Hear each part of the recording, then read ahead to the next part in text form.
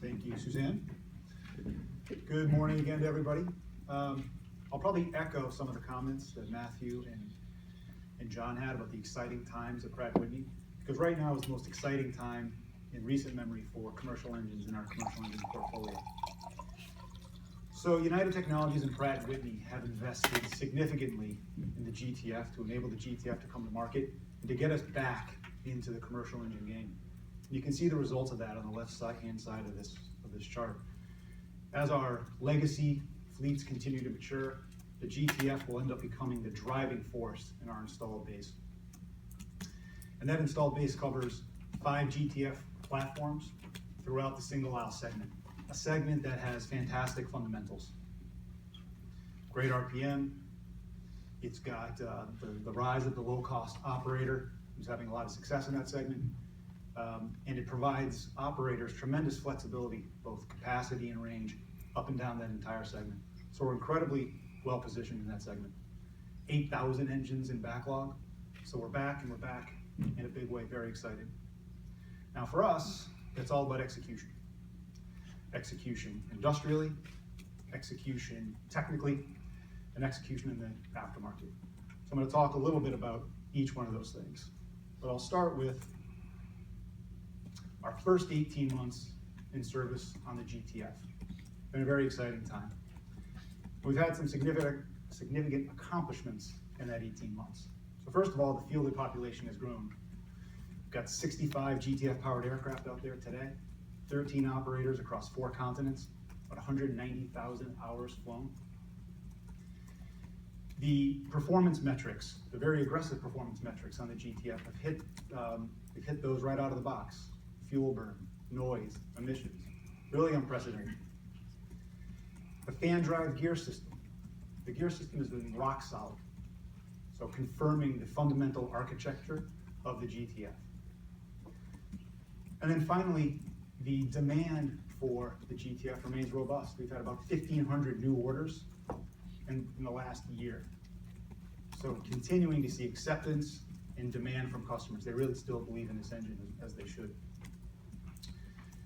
Now, we've had some challenges in the first 18 months as well, many of which you in this room are well aware of.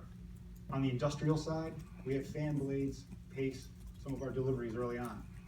And so in response, we've brought online 2 additional facilities, one in Japan, one in Michigan, to now double our capacity. Okay, so we've doubled our capacity, yields improving. We think the fan blades will no longer be pacing. We'll be able to catch up there, so that's a good news story. Technically, we run into a couple of durability issues, which again have been well known. On the combustor, we've seen some early deterioration in the combustor panels, especially in harsh environments. And so we've offered an upgrade last year, which improved time on wing. We've got another one coming up at the end of this year, which will further improve time on wing. So that's again a good news story. And then lastly, we've had some issues with premature deterioration of an internal seal, driving some removals. And so we've recently, as many of you heard, we've recently completed a retrofit throughout the fleet, did it in under a month. So that should help stabilize. And we've also got a new configuration in our production engines rolling off right now, which again should help improve time on wing. Now keep in mind, some of those engines that we've retrofitted in the field have accumulated pre-existing wear.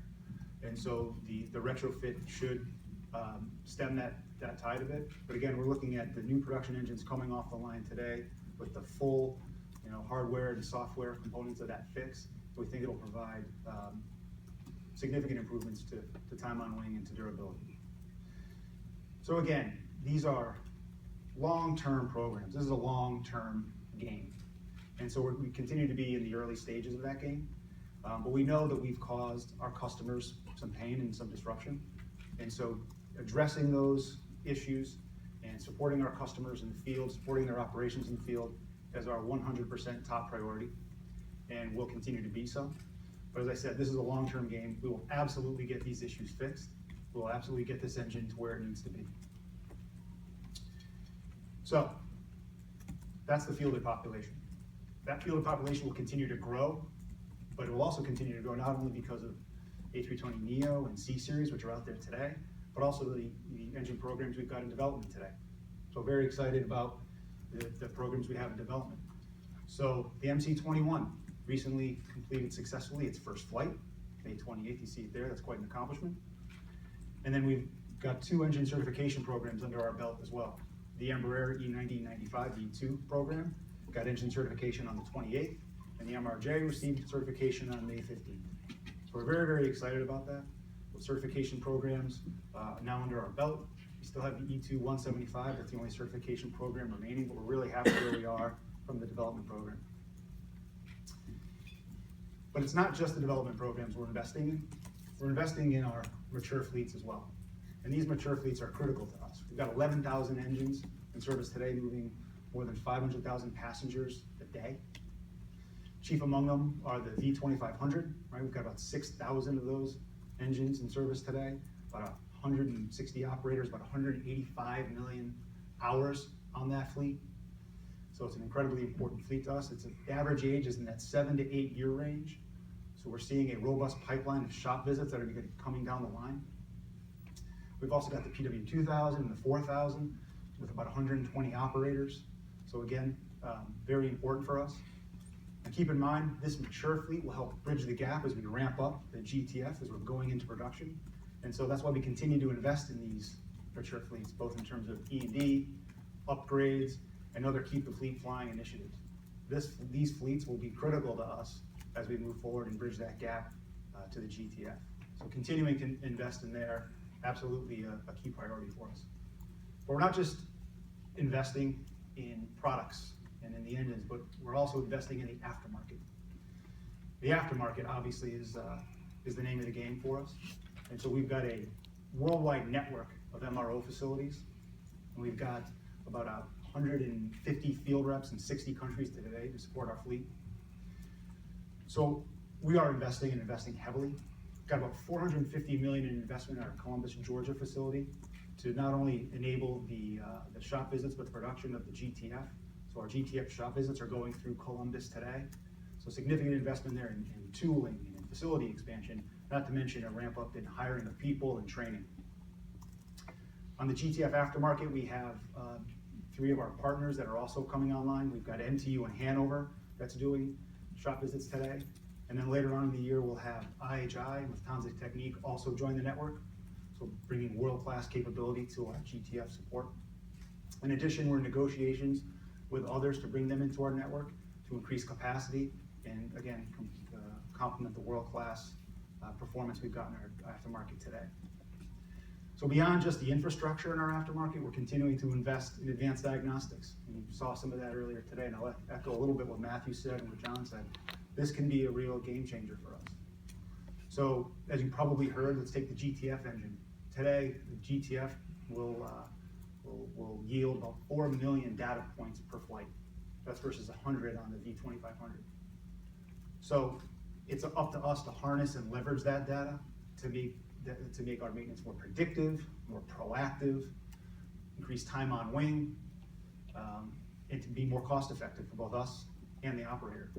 John mentioned the FastBox. We have the eFast data system today on the C series. So again, that will provide not just snapshots, but will provide data throughout the entire flight cycle for a flight. So it's not just takeoff and landing and a little bit of cruise. You'll get data from the entire flight cycle, which is really important. And so again, we're looking at opportunities to spread that across our legacy fleet and then on the GTF fleet going forward. So a huge opportunity for us there. In addition, we've got our global training centers. We've got one in India, we've got one in China, we've got one in East Hartford, training about 440,000 hours a year. So critical to get our customers up to speed on what to do and get familiarity with the engine and so forth. In addition, we're adding mobile services and line services so we can enable sort of quick turn changes and minimize disruptions.